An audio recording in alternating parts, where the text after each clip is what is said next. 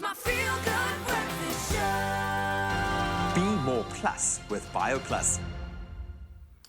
A very warm welcome back to your Feel Good Breakfast show on this Wednesday morning. Now, of course, after months and months of school and classes and projects and preparations for exams, the examination period is finally coming to an end.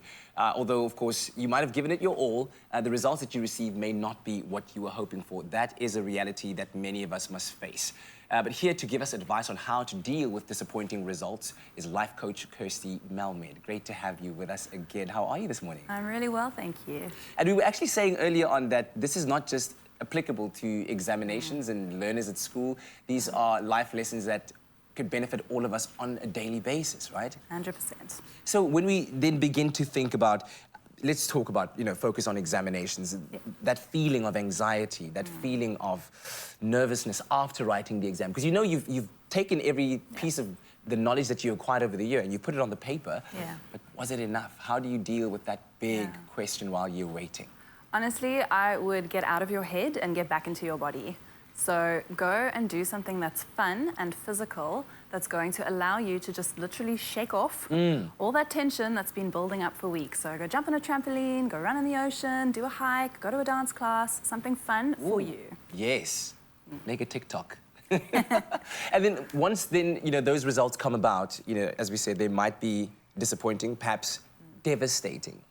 How do we learn to deal with that disappointment, especially after, let's say you feel that you really gave it your all. You put in the hours, but it's not what you wanted. Yeah, it's so disappointing. And I mean, I speak from first-hand experience, actually. My own matric results, consistently through high school, I got an A for physiology, and when that final came, somehow I got a C. And it was so disappointing. And even though, I didn't fail, I passed. Yes, and that is what I had to tell myself, kind of look at the bigger perspective. Right. But it was still, an opportunity for me to learn how to surrender to what is, rather than fighting it and trying to get it to be something else that it's just not. So, there's a time for fighting, and then there's a time for just letting go and accepting, it is what it is, even though it sucks. I mean, that's a phrase you hear quite a lot these days on the streets, it is what it is. But how do you make it real to yourself? Because it's all good and well to say it is what it is, but you could be faking it till you're making it, saying it is what it is. So how do you make it real?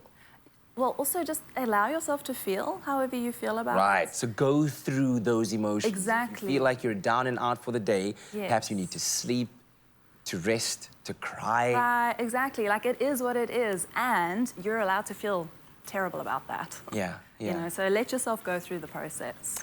In terms of a support structure, friends, family, parents around you, how would you advise those people to stand by their loved ones during a time of utter disappointment? I think the best thing that you can do is acknowledge how somebody feels and really validate their feelings. So it can be as simple as saying, I see how upset you are. Yeah. I'm so sorry about that. Without rushing to try and fix it or change how they feel.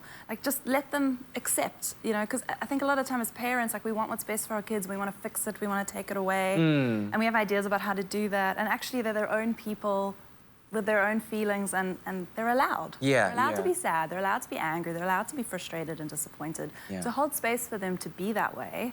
And then maybe start asking some practical questions, how can I help you for next time? What do you need from me? Do you need help revising? Do you need a tutor? Is it anxiety that got the better of you? How can I support you with that? Yeah. So ultimately, it sounds like communication is key. And what I also gather from what you've just said is, while you're supporting your loved one, allowing them to be there, but sit there with them, creating the space to say, I'm here with you. Yes. If you need to talk, know that I am here, whatever you need. Exactly. And not necessarily rushing to try and find the quickest, easiest solution to relieve the problem. Yes, simply holding space, so powerful. Wow. Okay, let's talk about how failure can actually be a good thing.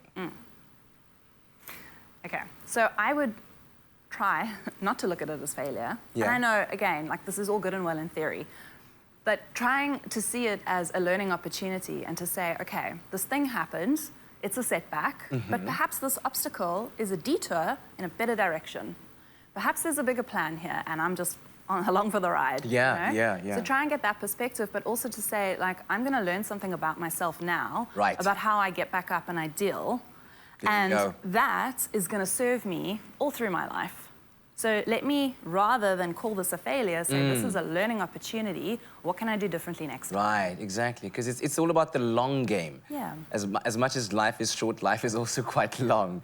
And realizing that, at this juncture, being, a grade 12 learner, writing the most important examination of your life, maybe might reveal something about yourself that you might not have focused on, and it could allow you to then pivot into a position of strength. Exactly. Yeah. It's all building you up at the end of the day. Excellent. Kirsty, thank you so much. Always such a pleasure having you here, sharing your Thank tips and you. your advice. It's really, really calming and supportive of you.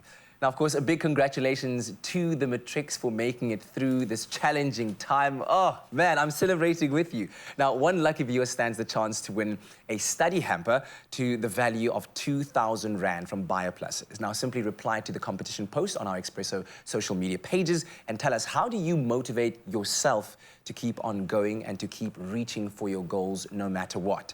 Remember to include the competition hashtag, which is hashtag BIOPLUSExam. The competition closes on Thursday, the 24th of November at noon, and T's and C's can be found on our website, expressoshow.com. Be more plus with BioPlus.